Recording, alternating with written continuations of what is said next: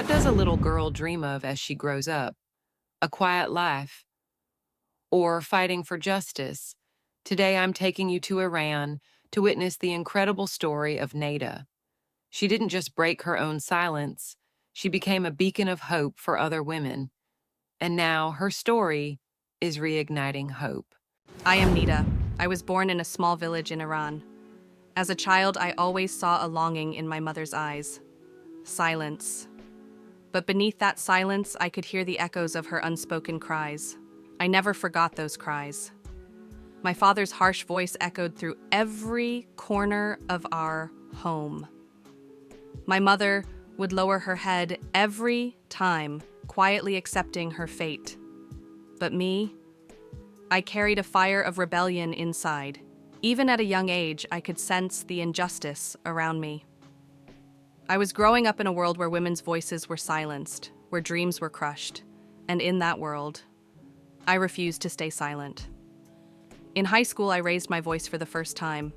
When my teacher silenced a girl in my class, I asked, "But why?" The room fell silent.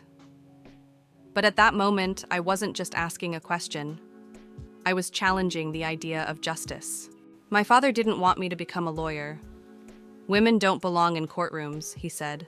But by then, my rebellion had already ignited, and I wasn't going to stop. Getting into university was a battle for me. Paperwork, impossible procedures, and endless obstacles. But eventually I was accepted into the faculty of law at the University of Tehran. That moment was a turning point in my life. My years in law school were anything but easy. In a male-dominated system, every word I spoke was questioned, and every success I achieved was belittled.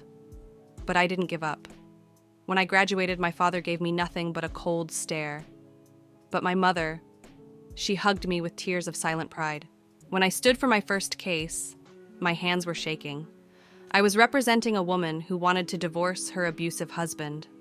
Her voice trembled as she told her story, but there was a spark of hope in her eyes. In that moment, I realized I wasn't just fighting to win a case. I was fighting to save a life.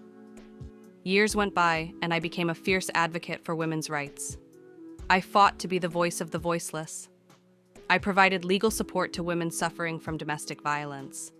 I won battles over marriage rights, divorce processes, and child custody. But every victory came with a price. As my work progressed, so did the number of my enemies. Threatening phone calls, warnings, even an attack on my office. But nothing could stop me. Every time, I came back stronger. Because by then, I wasn't just fighting for myself. I was fighting for those women. One day, I received a call that would change my life. It was Layla, a 16-year-old girl who was about to be forced into marriage. Her voice, filled with fear, still echoes in my mind. At that moment, I knew that something had to change. Layla's fearful voice echoed in my mind, and I realized that winning cases wasn't enough.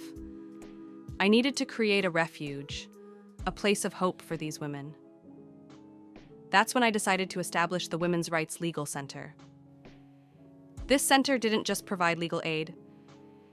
It taught women their rights and turned their fears into courage. In the first year, we could only help 10 women. But year after year, that number grew. Women were no longer silent. Fear was replaced by courage. In every courtroom, with every verdict, we reminded them they were not alone. And as we grew, our voices echoed louder and louder.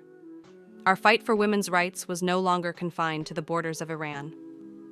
One day, I received an email that deeply moved me. A women's rights organization in Canada wanted to support our work. Soon after, we received similar messages from the United States, Germany, and the United Kingdom. Each message, each call for support, reminded us that we were not alone. The first message from Canada brought hope, and then The message of solidarity from the United States united the voices of women around the world.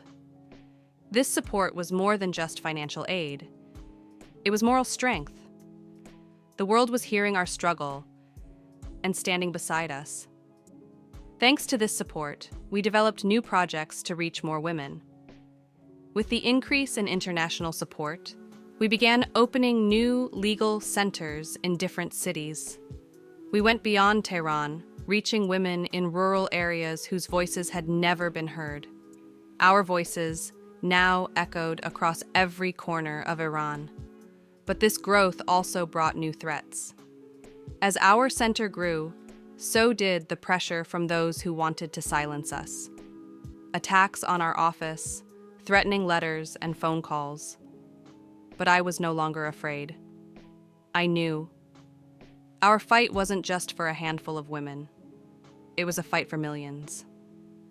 One day, a woman came to my office, and she shook me to my core. Her name was Sahar. She was only 17, and she had been forced into marriage. She had escaped and sought refuge at our center. When I saw the fear in Sahar's eyes, I was reminded of my mother's silent cries. And at that moment, I knew I was no longer just a lawyer. I had become a revolutionary. Over time, the number of women lawyers at our center increased. Each one of them carried a different story. Some were survivors of violence, while others had been forced into marriage at a young age. But now, they were all here to help other women. Even as the pressures increased, we only grew stronger. Because by then, our voices were no longer confined to courtrooms. We were planting seeds of hope in the hearts of women. Today, our center is no longer just a local legal center. It has become a symbol of global solidarity. Women now know their rights, they raise their voices, and they are no longer afraid. Each new case, each life saved, has been our victory. And I fulfilled the dream of that little girl. My mother's eyes no longer carried silent cries, but pride and hope. And now, this fight is no longer just mine. It's the fight of all women, the fight of the world. Because one woman's voice can change the world. And together, we are starting that change. Maya, sharing my story with your audience is an honor for me. Every woman's voice deserves to be heard, and your platform is giving these voices a place in the world. I hope my story inspires a woman somewhere out there who feels hopeless. Because we must never forget. Change begins with one person. Neda's courageous story reminds us of one simple truth. Justice is not always won in courtrooms. Sometimes it begins with a woman's silent cry. If this story inspired you, don't forget to like this video and subscribe to the channel. And what's your story? Share it with us, because one voice can inspire millions. Remember, she's not alone, and neither are you. See you in the next story.